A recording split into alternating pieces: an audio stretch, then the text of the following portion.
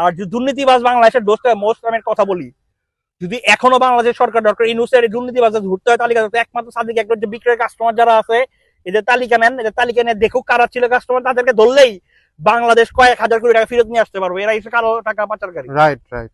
Money laundering এর যে money laundering আইনে সাদিক একবার মামলা হতো ইমরানের বিচার, ইমরানের কাছ থেকে তথ্য নেই।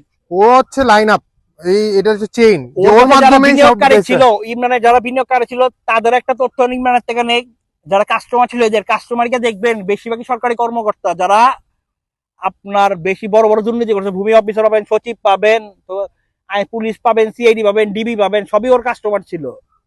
আমরা যে কিন্তু কোনো সাধারণ কাস্টমার পাইতাম না, ওরাই ইনভেস্টর ওরাই কাস্টমার, তাই না? এরকম ব্যাপারটা এই তো। তো যাই হোক, এখন ওরা যদি দেখাইতো যে 2 লাখ টাকা গরু কিনছি 20 লাখ বেচছি, লাভ দেখে তো 18 লাখ টাকাটা ব্যাংকে জমা করতো। ওর কাছ থেকে অন্য ফার্ম ওয়ালারা আরো শিখছে, ফার্ম ওয়ালারা আরো, হ্যাঁ এখনো অনেক খামাররা আছে এই লাইনে, এখনো আছে বিভিন্ন লাইন আছে, কালো টাকা ই করতেছে আর কি, কালো টাকা সাদা করতেছে। আচ্ছা, খামার লাইনে বড় বড় ব্যবসায়ীরা আসছেই কালো টাকা সাদা করার জন্য। আর ওই যে গরুর লোন নিবে কৃষি লোন 2% ইন্টারেস্টে, সেটা হচ্ছে খামারে আসা বড় বড় গ্রুপ ইন্ডাস্ট্রি এই কারণেই আসছে। তারপরে বিভিন্ন যে প্রোগ্রাম করতে মেলা, গরুর মেলা, এগুলোর মধ্যে হয়তো দুর্নীতি ছিল, এগুলো বহু বড় বড় দুর্নীতি ছিল। এগুলোর মাধ্যমে হাইপ তোলা হয়তো গরুগুলার, না এগুলোর হাইপ তোলা হয়তো, আর এগুলোর মাধ্যমে দেখানো যে এত টাকা। ভাই আমি এখনো বলতেছি 1 কোটি টাকা দিয়ে কোন পাগলে গরু কিনবো রে ভাই?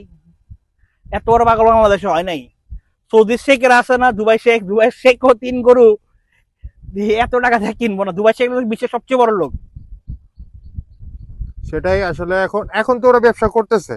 হ্যাঁ এখন সাভারে নাকি ওদের ফার্ম, আবার এখানে তো ওদের ব্যবসাটা সরকার ওদের উপরে, সরকারের অবশ্যই দরকার সাজি একবার নজরদারি করা, প্রত্যেকটা বড় বড় খামারের প্রিমিয়াম কাস্টমারদের নজরদারি করা, এবং দুর্নীতি দুদকের সবচেয়ে বড় জরুরি দরকার এবার হাটে যারা বড় বড় গরু কিনে মনিটরিং করা, তাদের মনিটরিং করা, এবং সাদেক একবার বিক্রয় খাতা দেখা কারা সাদেক একবার গরু কিনতো।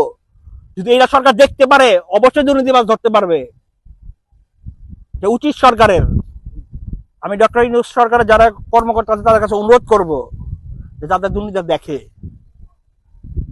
খুব ভালো লাগলো আপনার কথাগুলো, আশা করি সবার উপকৃত হবে আপনার এই কথাগুলো শুনে। তো আপনাকে ধন্যবাদ, আবার ইনশাল্লাহ দেখা হবে আপনার সাথে।